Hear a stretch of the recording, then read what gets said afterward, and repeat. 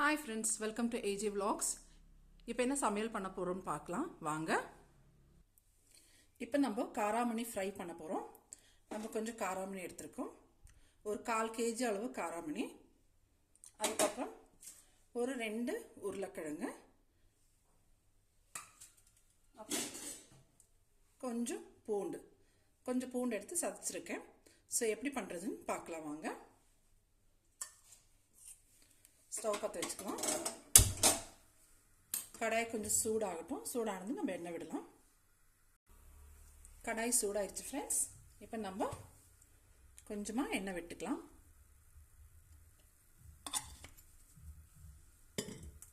எண்ணெய் சூடானதுமே நம்ம கடுகு போட்டுக்கலாம். எண்ணெய் சூடாச்சு. இது வந்து கடுகு, உளுத்தம்பருப்பு, கடலைப்பருப்பு 3 சேர்ந்து மிக்ஸ் பண்ணி வச்சுருக்கேன். அது கொஞ்சம் தாளிப்புக்காக போடுறேன். கொஞ்சமாக ஜீரகம் போடுறேன்.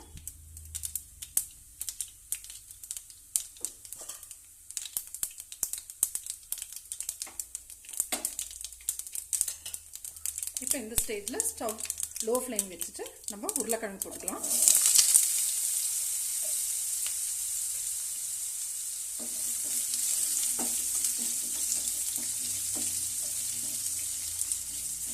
உருளைக்கிழங்கு ஒரு 1 minute ஃப்ரை ஆகட்டும். அதுக்கப்புறம் நம்ம காராமணி ஆட் பண்ணிக்கலாம்.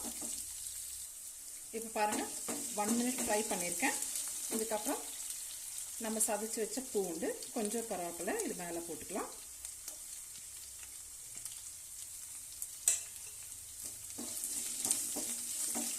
அப்படியே கொஞ்சம் வதக்கி விட்டுட்டு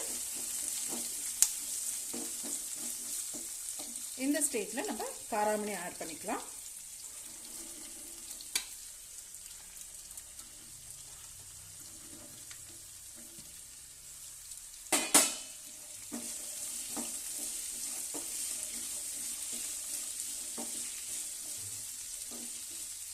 நான் இப்போ காராமணி ஆட் பண்ணியிருக்கேன். இப்போ உப்பு, மஞ்சத்தூள் எதுவுமே இப்போ போட மாட்டேன். கொஞ்ச நேரம் லோ ஃப்ளேமில் குக் பண்ணிக்கலாம். நம்ம மூடி வச்சு குக் பண்ணிக்கலாம்.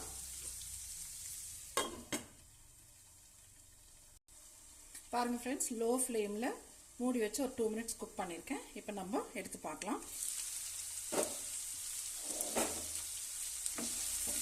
பார்த்தீங்களா? இப்போ இந்த ஸ்டேஜில் கொஞ்சமாக மஞ்சத்தூள், கொஞ்சம் மஞ்சத்தூள்,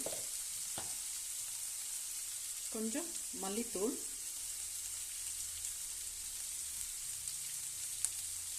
ஒரு 1/4 teaspoon போதும், கொஞ்சம் மிளகாத்தூள், தேவைக்களவு நம்மளுக்கு எவ்வளோ காரம் வேணுமோ அந்த காரத்துக்களவு மிளகாத்தூள், அப்புறம் கொஞ்சம் பெருங்காயம்,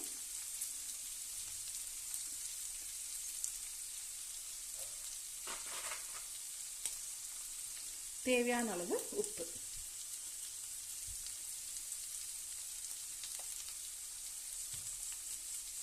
இப்போ இதெல்லாம் சேர்ந்து ஒரு மிக்ஸ் கொடுத்துடலாம்.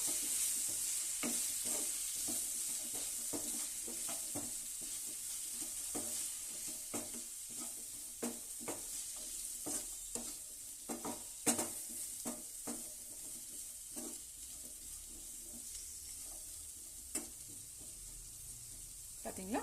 எல்லாம் நல்லா மிக்ஸ் பண்ணியாச்சு. இப்போ நம்ம வந்து ஒரு 5 minutesக்கு லோ ஃப்ளேமில் குக் பண்ணலாம். கொஞ்சம் அடிக்கடி கிளறி விடலாம். பட் 5 minutesக்கு லோ ஃப்ளேமில் குக் பண்ணிவிட்டு எவ்வளோ குக் ஆயிருக்குன்னு பார்க்கலாம் வாங்க.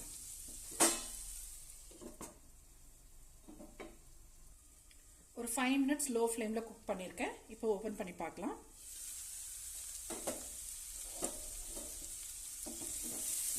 பாருங்கள், நல்லா மசாலாலாம் நல்லா மிக்ஸ் ஆகிருக்கு. நம்ம இப்போ இந்த ஸ்டேஜில் வந்து ஒரு சின்ன தக்காளி பொடி பொடியாக நறுக்கி போடலாம்.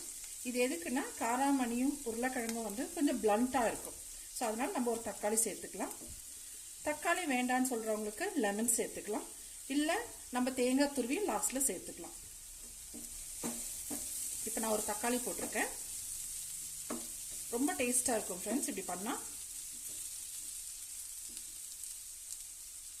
இப்போ மறுபடியும் ஒரு 5 நிமிஷம் லோ ஃப்ளேமில் வேக விடுறேன்.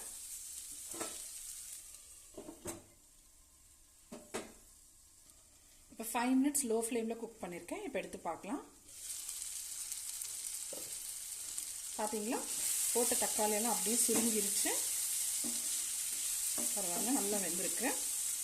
இப்போ உருளைக்கிழங்கு வெந்திருக்கான்னு பார்க்கலாம். உருளைக்கிழங்கு ஆல்மோஸ்ட் வெந்திருக்கு. காராமணி வெந்திருக்கு.